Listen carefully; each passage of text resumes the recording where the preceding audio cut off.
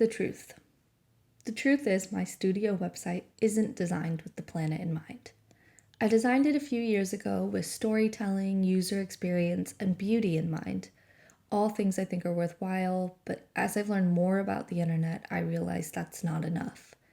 As someone who values the planet and knows we need to tackle the climate crisis, it's become important for me to think about how what I create affects the planet and how I can change my work and design practice and processes to have less of a heavy handed impact. I am not an expert in sustainable web design, but the past year I've been reading, learning, and working on bringing down the carbon footprint of some of the websites I've designed and work on. One website I haven't touched is my own design studios. So, bit by bit each week, I'm going to take some time to fix it.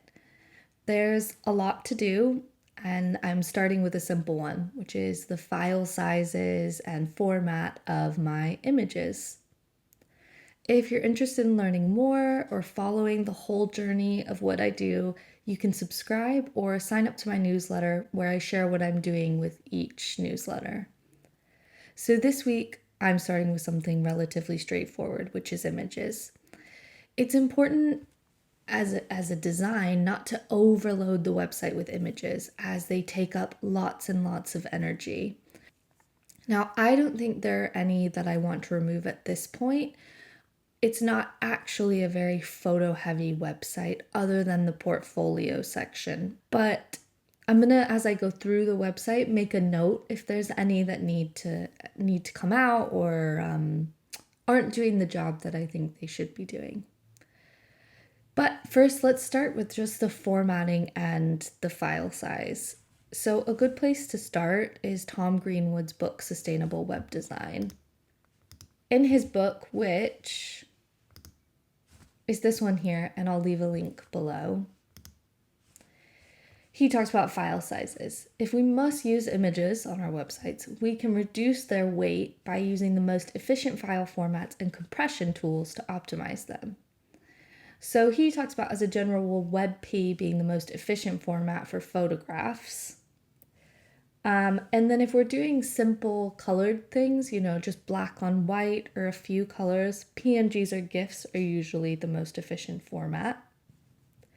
And if we're looking at animated GIFs, which I do have on my website, so I'm definitely going to be looking at this, MP4 is generally more efficient and delivers a smaller file size.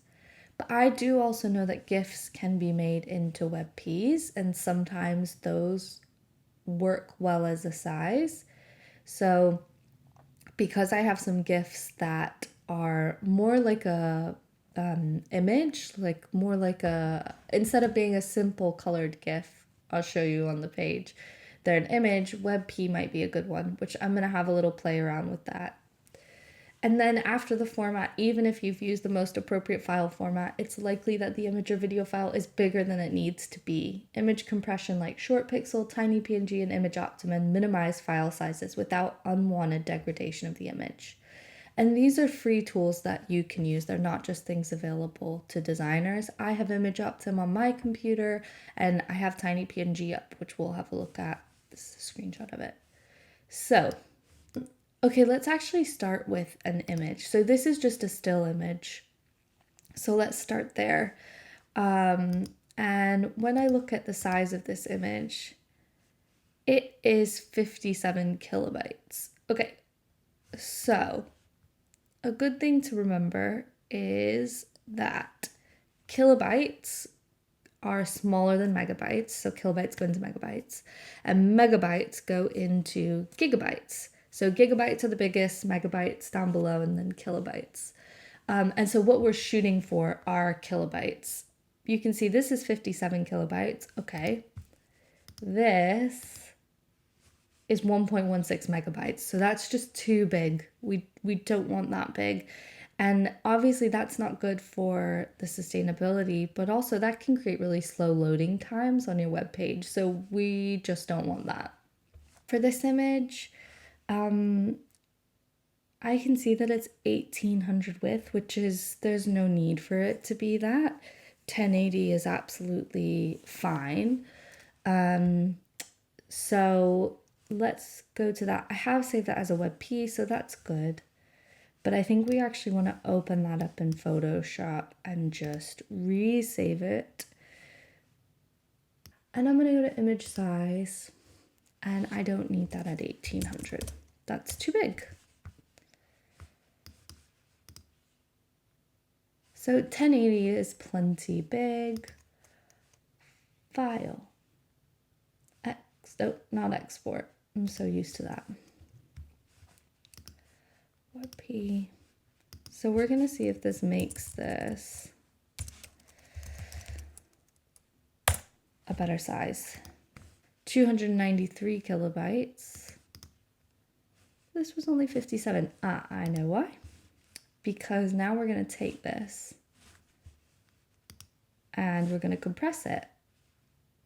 So let's go back to tiny PNG. Let's drop this bad boy in. Brilliant. So that's brought it down to 30 kilobytes, whereas on the website before it was 57. Obviously, that's not as drastic as seeing something go from 1 megabyte down. But all of these things make a difference, right? If I can take 2 minutes to make it, make that difference, it needs to be done. So we'll download this image. We want to replace this image.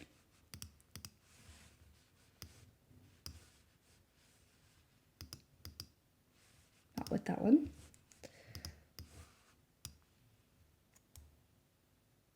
Grand. And yeah, that looks good. When we look at the quality of this compared to, let me go back to the bigger one.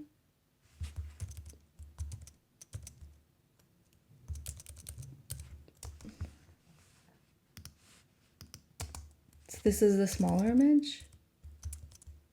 Yeah, if we're zooming all the way in, but that's not how it looks on my website. From back here, that's absolutely fine for the size that it's being seen at.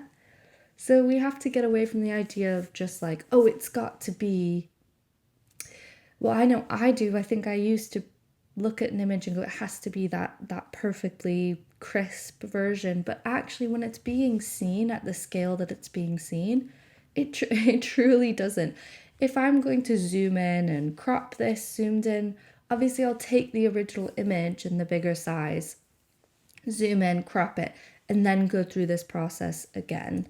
But for now, that's what we want. We've got 1080 as our width across 29 kilobytes. That's pretty good for me, I think. So I have come to another web page on my site, and I'm just going to check out the images on this page. So first of all, I can see I have one image here, an image of my work here. So there's only 2 images on this page, and I think that's okay to have an image of me so people see me and an image of my work. So this is 133 kilobytes at 675. So the width of that's okay, and it's a JPEG. So a WebP would probably be better and save us some of those kilobytes, but the size is okay. So let's find this file. So we want to, goodness, sorry, I've only just reinstalled the WebP plugin on Photoshop, and it's a bit confusing because I always go to export something for web, because that's how you would get the best quality for web, and compression, but that's not what we want. So let's go back to website, go into our smaller, let's see, 134 kilobytes. And what were we here? 133. Okay, so that's not saved anything. Let's take it into here. That has, 19 kilobytes. So let's download that, pop that into here and replace it. Okay, so then on here, we're going to replace this image with the WebP.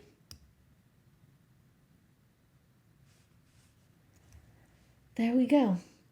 I'm basically just going to go through my whole website now, take a look at the size of all my images, make sure the widths aren't going past 1080, and taking these and compressing them in tiny PNG, making them WebPs, and then I'm going to go back to the GIF. I've done it. The GIF is now, let's see, 65 kilobytes, and before I started it was 1.1 megabyte.